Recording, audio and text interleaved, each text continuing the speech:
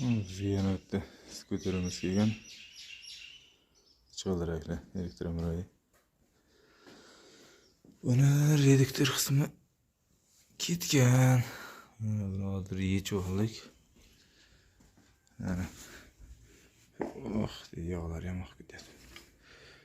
Reduktor o'rilib, korpusgacha sindirib olgan. Ichida pachamiylari to'kilib ketgan. Shuni endi yangisiga almashtirib beramiz. Karatkalarni almashtiramiz. Shunaqa xizmatlar bo'lsa, aloqaga chiqarasizlar. Mana bu yerda bitta velosiped bor. Bunisini ham kamera patrishkalarini, akkumulyatorini, tablolari sinib ketgan. Ularni o'zgartiramiz.